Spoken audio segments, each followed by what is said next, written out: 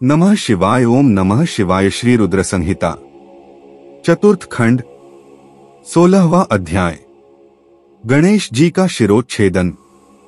ब्रह्मा जी बोले, हे मुनिश्रेष्ठ नारद, इस प्रकार जब सभी शिवगण, देवता और भूत प्रेत उस बालक द्वारा परास्त हो गए तो स्वयं भगवान शिव उस बालक को दंड देने के लिए चल दिए। वहां गणेश ने अपनी माता के चरणों का स्मरण करके भगवान शिव से युद्ध करना आरंभ किया।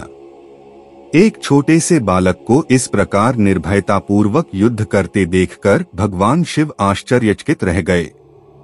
इतना वीर, पराक्रमी और साहसी बालक देखकर शिवजी को एक पल अच्छा लगा, परंतु तभी अगले पल उन्हें उस बालक की धृष्टता का स्मरण हो आया। उस बालक ने उनके प्रिय भक्तों और गणों सहित देवराज इंद्र व मुझे भी प्रताड़ित किया था। भगवान शिव क्रोध के वशीभूत होकर गणेश से युद्ध करने लगे। उन्होंने अपने हाथ में धनुष उठा लिया। भगवान शिव को इस प्रकार अपने निकट आते देखकर गणेश ने अपनी माता पार्वती का स्मरण करके भगवान शिव पर अपनी शक्ति से प्रहार कर दिया। गणेश के प्रहार से शिवजी के हाथ का धनुष टूटकर गिर गया। तब उन्होंने पिनाक उठा लिया, परंतु गणेश ने उसे भी गिरा दिया। यह देखकर शिवजी का क्रोध 7वें आसमान पर पहुंच गया। उन्होंने त्रिशूल उठा लिया। अब तो गणेश और त्रिलोकीनाथ भगवान शिव के बीच अत्यंत भयानक युद्ध छिड़ गया। भगवान शिव तो सर्वेश्वर हैं, सब देवताओं में श्रेष्ठ और लीलाधारी हैं। उनकी माया को समझ पाना हर किसी के वश की बात नहीं है। वे महान वीर और पराक्रमी हैं। उनकी शक्ति को ललकारना स्वयं अपनी मृत्यु को बुलावा देने जैसा है, परंतु गणेश भी यह न समझ सके। अपनी माता का आशीर्वाद पाकर गणेश ने अपने को अजेय जानकर पूरे पराक्रम से युद्ध किया। दोनों में भीषण युद्ध चलता रहा। सभी देवताओं और शिवगणों के साथ मैं भी उनका वह युद्ध विस्मित होकर देखता रहा। जब गणेश किसी भी तरह से अपने हठ से पीछे हटने को तैयार न हुए तो भगवान शिव के क्रोध की सारी सीमाएं टूट गईं और उन्होंने अपने त्रिशूल से श्री गणेश का सिर काट दिया। श्री रुद्र संहिता चतुर्थ खंड 17वां अध्याय। पार्वती का क्रोध एवं गणेश को जीवनदान। नारद जी बोले, हे ब्रह्मा जी, जब भगवान शिव ने क्रोधित होकर देवी पार्वती के प्रिय पुत्र गणेश का सिर काट दिया, तब फिर क्या हुआ? जब देवी पार्वती को गणेश की मृत्यु की सूचना मिली तो उन्होंने क्या किया? भगवान, मुझ पर कृपा कर मुझे आगे के वृत्तांत के बारे बताइए। नारद जी के इस प्रकार प्रश्न करने पर ब्रह्मा जी मुस्कुराए और बोले, नारद, जैसे ही भगवान शिव ने क्रोधवश उस बालक का सिर काटकर उसे मौत के घाट उतारा, वैसे ही वहां खड़े सभी शिवगणों की प्रसन्नता देखते ही बनती थी। उन सभी ने खुश होकर गाजे बाजे बजाए और वहां बहुत बड़ा उत्सव होने लगा। सब मस्त होकर नाचने लगे। भगवान शिव की चारों ओर जय जयकार होने लगी। दूसरी ओर जब पार्वती स्नान कर चुकी तो उन्होंने अपनी सखी को बाहर भेजा कि वह गणेश को अंदर बुला ले। और जब वह बाहर गई तो उसने वहां का जो हाल देखा उसे देखकर भयभीत हो गई। गणेश का सिर कटा हुआ अलग पड़ा था और धड़ अलग सब देवता और शिवगण प्रसन्न होकर नृत्य कर रहे थे। यह दृश्य देखकर पार्वती की वह सखी भागी भागी भीतर गई और जाकर पार्वती को इन सब बातों से अवगत कराया। अपने पुत्र गणेश की मृत्यु का समाचार पाते ही देवी पार्वती अत्यंत क्रोधित हो गईं। उन्होंने रोना आरंभ कर दिया। रोते बिलखते वे कहती, हाय, मैं क्या करूं? कहां जाऊं? मैं तो अपने पुत्र की रक्षा भी न कर सकी। सब देवताओं और शिवगणों ने मिलकर मेरे प्यारे पुत्र को मौत के घाट उतार दिया। अब मैं भी अपने पुत्र का संहार करने वालों का विनाश करके रहूंगी। मैं प्रलय मचा दूंगी। यह कहकर उन्होंने 100,000 शक्तियों की रचना कर दी और देखते ही देखते वहां मां जगदम्बा की विशाल सेना इकट्ठी हो गई। वे शक्तियां प्रकट होते ही हाथ जोड़कर पार्वती को प्रणाम करते हुए बोली, हे माता, हे देवी, हम सबको इस प्रकार प्रकट करने का क्या कारण है? हमें आज्ञा दीजिए कि हम क्या करें। तब क्रोध से तमतमाती देवी पार्वती बोली, तुम सब जाकर मेरे पुत्र का वध करने वालों का नाश कर दो। तुम देवसेना में प्रलय मचा दो। आज्ञा पाते ही देवी पार्वती की वह शक्तिशाली सेना वहां से चली गई। बाहर जाकर उसने देवताओं और शिवगणों पर आक्रमण कर दिया। वे क्रोधित देवियां किन्हीं देवताओं को पकड़ पकड़कर अपने मुंह में डाल लेती तो किसी पर अस्त्र शस्त्रों का प्रहार करती। इस प्रकार उन्होंने वहां बहुत आतंक मचाया। वहां चारों ओर त्राहि मच गई। लोग अपनी जान बचाने के लिए जहां तहां भागने लगे। यह नजारा देखकर भगवान शिव, मैं और श्रीहरि विष्णु बहुत चिंतित हुए। हमने सोचा कि अगर इन दैवीय शक्तियों को न रोका गया तो पल भर में ही देवताओं की समाप्ति हो जाएगी, इस धरा पर प्रलय आ जाएगी। सब सोचने लगे कि इस विनाशलीला को कैसे रोका जा सकता है। नारद, उसी समय तुम आकर कहने लगे कि इस संहार को देवी पार्वती ही रोक सकती हैं। इसके लिए आवश्यक है कि उनकी स्तुति करके उन्हें प्रसन्न किया जाए और किसी भी तरह उनके क्रोध को शांत किया जाए। सभी देवताओं को तुम्हारा यह विचार बहुत पसंद आया, परंतु देवी पार्वती के गुस्से से सभी घबरा रहे थे। उनके सामने जाने का साहस किसी में भी नहीं था। सबने तुम्हें आगे कर दिया। हम सब महल के भीतर पार्वती के पास गए। सब देवता मिलकर देवी की स्तुति करने लगे और बोले, हे जगदम्बे, हे चंडिके, हम सब आपको प्रणाम करते हैं। आप आदिशक्ति हैं। आप परम शक्तिशाली हैं। आपने ही इस जगत की रचना की है। आप ही प्रकृति हैं। आप प्रसन्न होने पर मनोवांछित फलों को देती हैं, जबकि क्रोधित होने पर सब कुछ छीन लेती हैं। हे देवी, हम सब अपने अपराध के लिए आपसे क्षमा याचना करते हैं। हम सबके अपराध को क्षमा कर दो और अपने क्रोध को शांत करो।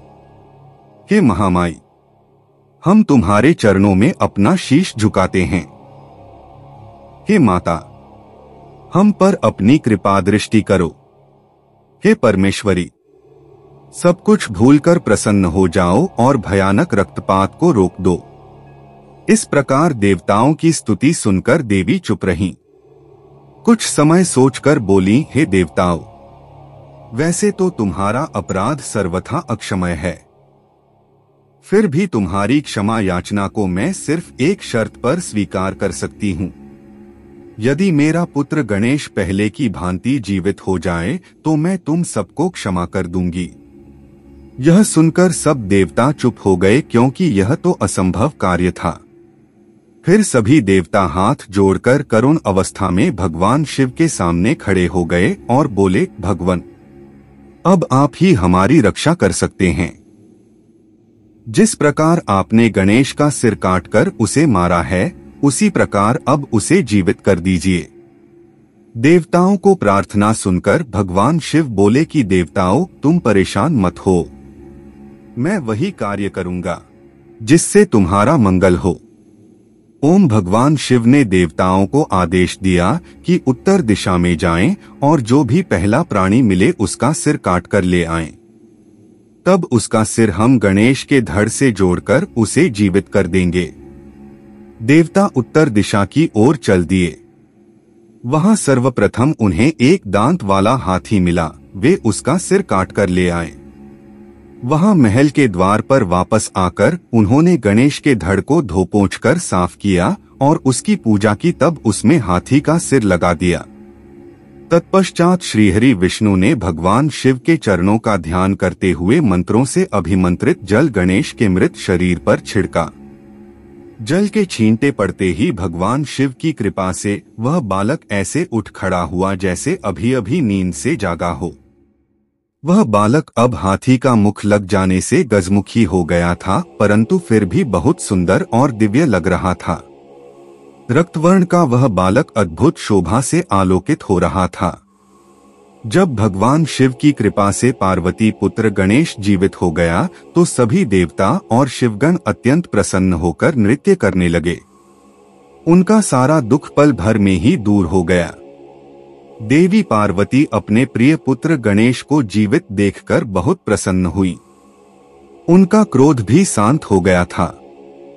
श्री रुद्र संहिता चतुर्थ खंड 18वां अध्याय। गणेश गौरव। नारद जी बोले, हे विधाता, जब भगवान शिव की कृपा से पार्वती पुत्र गणेश पुनः जीवित हो गए तब वहां क्या हुआ? जीवित होकर उन्होंने क्या कहा? नारद जी का यह प्रश्न सुनकर ब्रह्मा जी बोले, हे नारद, जब श्रीहरि विष्णु ने हाथी का मस्तक गणेश के धड़ से जोड़कर उसे जीवित कर दिया तब यह देखकर देवी पार्वती बहुत प्रसन्न हुई। उन्होंने गणेश को बाहों में भरकर गले से लगा लिया और उसे चूमने लगी। फिर उन्होंने गणेश को सुंदर व मनोहर वस्त्रों एवं रत्नजड़ित आभूषणों से सजाया। अनेक सिद्धियों एवं मंत्रों से विधिपूर्वक अपने पुत्र का पूजन करने के बाद कल्याणमयी पार्वती ने गणेश के सिर पर हाथ रखकर वरदान देते हुए कहा, ऐ मेरे प्यारे पुत्र गणेश, तुझे तेरी माता की आज्ञा से बहुत कष्ट सहना पड़ा, परंतु आज के बाद तुझे कभी भी किसी भी प्रकार का कोई कष्ट नहीं होगा। सभी देवता तुझे पूजेंगे। पुत्र, तुम्हारे मस्तक पर सिंदूरी रंग की आभा है, इसलिए तुम्हारा पूजन सदैव सिंदूर से किया जाएगा। जो भी सिद्धियों और अभीष्ट फलों को प्राप्त करने के लिए तुम्हारा पूजन सिंदूर से करेगा, उसके काम में आने वाली सभी बाधाएं और विघ्न दूर हो जाएंगे। इस प्रकार जब देवी पार्वती ने गणेश पर अपने आशीर्वादों की कृपा की तब भगवान शिव भी प्रसन्नतापूर्वक गणेश के सिर पर हाथ फेरने लगे। माता पार्वती ने प्रसन्नतापूर्वक पहले भगवान शिव को देखा, फिर श्री गणेश को संबोधित करती हुई बोली, पुत्र, ये ही तुम्हारे पिता भगवान शिव हैं। तब गणेश जी तुरंत उठ खड़े हुए और भगवान शिव के चरणों पर गिरकर अपने अपराध की क्षमा मांगने लगे। गणेश ने कहा, हे पिताजी, मैं अज्ञानतावश आपको पहचान नहीं सका, इसी कारण मैंने आपको घर के भीतर नहीं जाने दिया था। हे प्रभु, आप मेरी इस मूर्खता को कृपा करके क्षमा कर दें। अपने पुत्र गणेश को इस प्रकार क्षमा याचना करते देखकर भगवान शिव ने प्रसन्नतापूर्वक उन्हें क्षमा कर दिया। तब मैं, विष्णु जी और शिव जी त्रिदेवों ने कहा, जिस प्रकार इस संसार में हम तीनों देवों की पूजा होती है, उसी प्रकार गणेश भी सभी के द्वारा पूज्य होंगे। किसी भी मांगलिक कार्य में सर्वप्रथम गणेश का पूजन किया जाएगा, तत्पश्चात हम सबका यदि ऐसा न किया गया तो पूजा सफल नहीं मानी जाएगी तथा पूजा का फल भी नहीं मिलेगा। तब शिवजी ने सभी मांगलिक पूजन वस्तुएं मंगाकर गणेश का पूजन किया। उसके बाद मैंने, विष्णु जी, पार्वती और अन्य देवताओं ने भी उनकी विधि विधान से पूजा की। उसके उपरांत सभी देवताओं ने उन्हें यथायोग्य वरदान प्रदान किए। उसी दिन से गणेश जी को अग्र पूजा का आशीर्वाद मिला। श्री रुद्र संहिता चतुर्थ खंड 19वां अध्याय। गणेश चतुर्थी व्रत का वर्णन। ब्रह्मा जी बोले, हे मुनिश्रेष्ठ नारद, इस प्रकार गणेश जी के जीवित होने पर सब ओर आनंद छा गया। सभी बहुत प्रसन्न थे। सभी देवता उन्हें विभिन्न प्रकार के वरदान प्रदान कर रहे थे। तब ईश्वरों के ईश्वर महादेव जी भी गणेश पर अपनी विशेष कृपा दृष्टि बनाकर बोले, हे गिरिजानंदन, तुम मेरे दूसरे पुत्र हो। तुम्हें न पहचानने के कारण तुम्हारा यहाँ अपमान हुआ है, इसलिए मेरे भक्तों ने तुम पर आक्रमण किया, परंतु आज से कोई भी तुम्हारा विरोध नहीं करेगा। तुम सभी के पूजनीय और वंदनीय होगे। तुम साक्षात जगदम्बा के तेज से उत्पन्न होने के कारण परम तेजस्वी और पराक्रमी हो। तुम्हारी वीरता और साहस का लोहा इस संसार में हर प्राणी मानेगा। आज से तुम मेरे सभी शिवगणों के अध्यक्ष हो। ये सभी तुम्हारे आदेशों का ही पालन करेंगे। आज से तुम गणपति नाम से भी जाने जाओगे। यह कहकर सर्वेश्वर भगवान शिव 2 पल के लिए मौन हुए। फिर शिव बोले, हे गणपति, तुम्हारा जन्म भाद्रपद मास के कृष्ण पक्ष की चतुर्थी तिथि को देवी पार्वती के निर्मल हृदय से चंद्रमा के उदय के समय हुआ है। इसलिए आज से इस दिन जो भी पूरी भक्ति भावना से तुम्हारा स्मरण करके व्रत करेगा उसे समस्त सुखों की प्राप्ति होगी। मार्गशीर्ष मास के कृष्ण पक्ष की चतुर्थी के दिन सुबह स्नान करके व्रत रखें। धातु मूंगे या मिट्टी की मूर्ति बनाकर उसकी प्रतिष्ठा करें। तत्पश्चात मूर्ति की दिव्य गंधों, चंदन एवं सुगंधित फूलों से पूजा करें। रात्रि में 12 अंगुल लंबी 3 गांठ वाली 101 दूर्वाओं से पूजन करना चाहिए। उसके बाद धूप, दीप, नैवेद्य, तांबूल, अर्घ्य देकर गणेश जी की पूजा करें। बाद में बाल चंद्रमा का पूजन करें। फिर ब्राह्मणों को उत्तम भोजन कराएं। स्वयं बिना नमक का ही खाना खाएं। इस प्रकार इस उत्तम गणेश चतुर्थी व्रत को करें। जब व्रत करते करते 1 वर्ष पूरा हो जाए तब भक्ति भावना से इस व्रत का उद्यापन करना चाहिए। उद्यापन में 12 ब्राह्मणों को भोजन कराएं। व्रत का उद्यापन करते समय पहले से स्थापित कलश के ऊपर गणेश की मूर्ति रखें। वेदी तैयार कर उस पर अष्टदल कमल बनाकर हवन करें। तत्पश्चात मूर्ति के सामने 2 स्त्रियों व बालकों को बिठाकर उनकी विधि विधान से पूजा करें। फिर उन्हें आदर पूर्वक भोजन कराएं। पूरी रात उनका भक्तिभाव से जागरण करें। सुबह होने पर गणेश जी का पुनः पूजन करें। पूजन करने के पश्चात उनका विसर्जन कर दें।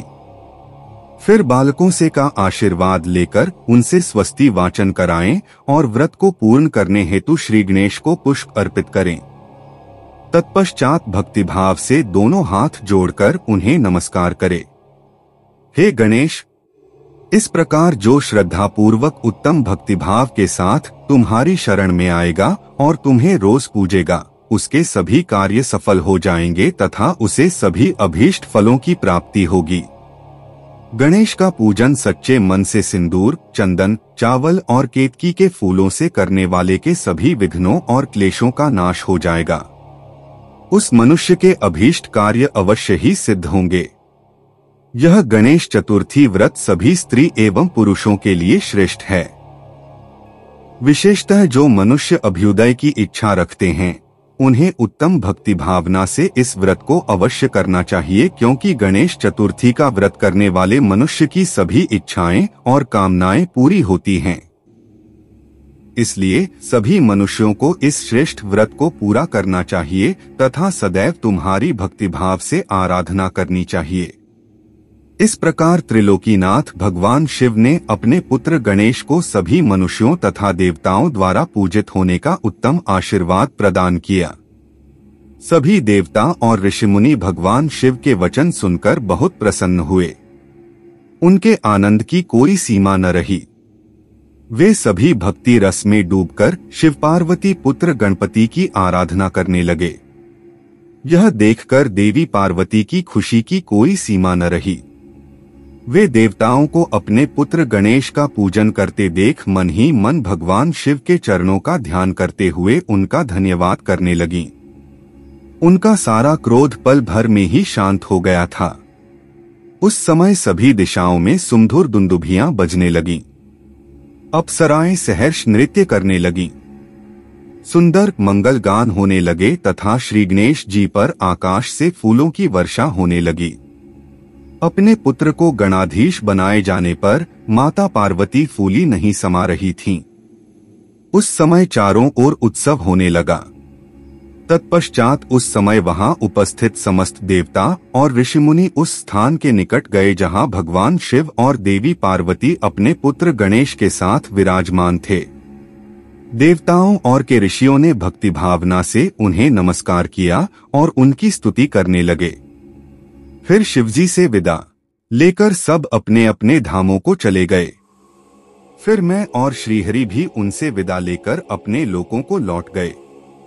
जो मनुष्य शुद्ध हृदय से सावधान होकर इस परम मंगलकारी कथा को सुनता है वह सभी मंगलों का भागीदार हो जाता है।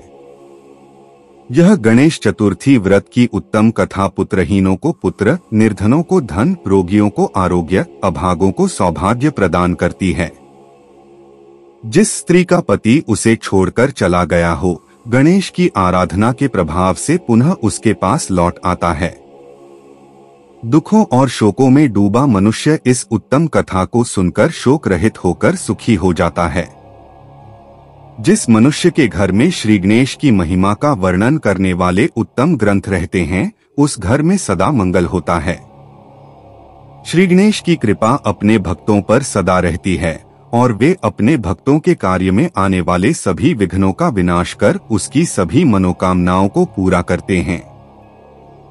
श्री रुद्र संहिता चतुर्थ खंड 20वां अध्याय। पृथ्वी परिक्रमा का आदेश, गणेश विवाह व कार्तिकेय का रुष्ट होना। नारद जी ने पूछा, हे विधाता, आपने मुझे श्री गणेश के जन्म एवं उनके अद्भुत पराक्रम और साहस के साथ माता पार्वती के द्वार की रक्षा करने का उत्तम वृत्तांत सुनाया। अब मुझे यह बताइए कि जब भगवान शिव ने गणेश को पुनर्जीवित करके अनेक आशीर्वाद प्रदान किए, तब उसके पश्चात वहां क्या हुआ? ब्रह्मा जी बोले, हे मुनिश्रेष्ठ नारद, तत्पश्चात भगवान शिव पार्वती अपने दोनों पुत्रों गणेश और कार्तिकेय के साथ आनंद पूर्वक अपने निवास कैलाश पर्वत पर रहने लगे। शिव पार्वती अपने पुत्रों गणेश और कार्तिकेय की बाल लीलाओं को देखकर बहुत प्रसन्न होते और बहुत लाड़ प्यार करते। वे दोनों अपने माता पिता की भक्ति भावना से पूजा अर्चना करते थे, जिससे शिव पार्वती बहुत प्रसन्न होते। धीरे धीरे ऐसी ही लीलाओं के बीच समय बीतता गया और गणेश व कार्तिकेय युवा हो गए। तब एक दिन शिव पार्वती साथ साथ बैठे हुए आपस में बातचीत कर रहे थे। देवी पार्वती ने भगवान शिव से कहा कि प्रभु, हमारे दोनों ही पुत्र विवाह के योग्य हो गए हैं, अतः हमें अब दोनों पुत्रों का विवाह कर देना चाहिए। तब दोनों ये विचार करने लगे कि पहले गणेश का विवाह किया जाए या कार्तिकेय का। जब माता पिता ने अपनी इच्छा पुत्रों को बताई तो उनके मन में भी विवाह की इच्छा जाग उठी। दोनों पुत्र विवाह के लिए सहर्ष तैयार हो गए। तब भगवान शिव अपने पुत्रों से बोले, हे पुत्रों, तुम दोनों ही हमारे लिए प्रिय हो, परंतु हम इस असमंजस में हैं कि तुम दोनों में से पहले किसका विवाह किया जाए। इसलिए हमने एक युक्ति निकाली है। तुम दोनों में से जो भी पृथ्वी की परिक्रमा करके पहले लौट आएगा, उसका विवाह पहले किया जाएगा। अपने पिता के ये वचन सुनकर कुमार कार्तिकेय तुरंत अपने वाहन पर सवार होकर यथाशीघ्र पृथ्वी की परिक्रमा करने हेतु माता पिता की आज्ञा लेकर निकल पड़े, परंतु श्री गणेश वहीं यथावत खड़े होकर कुछ सोचने लगे। तत्पश्चात उन्होंने घर के अंदर जाकर स्नान किया और पुनः माता पिता के पास आए और बोले, आप दोनों मेरे द्वारा लगाए गए इन आसनों को ग्रहण कीजिए, मैं आप दोनों की परिक्रमा करना चाहता हूँ। तब भगवान शिव और देवी पार्वती ने हर्षपूर्वक आसन ग्रहण कर लिया। शिव पार्वती के आसन पर बैठ के पश्चात गणेश ने उन्हें हाथ जोड़कर बारंबार प्रणाम किया और उनकी विधि विधान से पूजा अर्चना की। पूजा करने के बाद उन्होंने भक्तिभाव से उनकी 7 बार परिक्रमा की।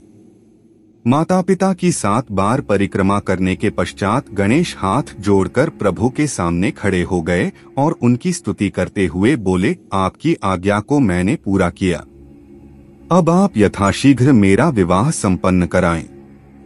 यह सुनकर शिव पार्वती ने गणेश से पृथ्वी की परिक्रमा कर आने के लिए कहा। उन्होंने कहा कि जिस प्रकार कार्तिकेय पृथ्वी की परिक्रमा करने गए हैं, तुम भी जाओ और उनसे पहले लौट आओ, तभी तुम्हारा विवाह पहले हो सकता है। शिव शिवा के ये वचन सुनकर गणेश बोले, आप दोनों तो महाबुद्धिमान हैं, आपके ज्ञान की कोई सीमा नहीं है, आप धर्म और शास्त्रों में पारंगत हैं। मैं तो आपकी आज्ञा के अनुरूप पृथ्वी की परिक्रमा 1 बार नहीं बल्कि 7 बार कर आया हूँ। यह सुनकर शिव पार्वती बड़े आश्चर्यचकित होकर बोले कि हे पुत्र, तुम इतनी विशाल 7 द्वीप वाली समुद्र, पर्वत और कानों से युक्त पृथ्वी की परिक्रमा कब कराए? तुम तो यहाँ से कहीं गए भी नहीं।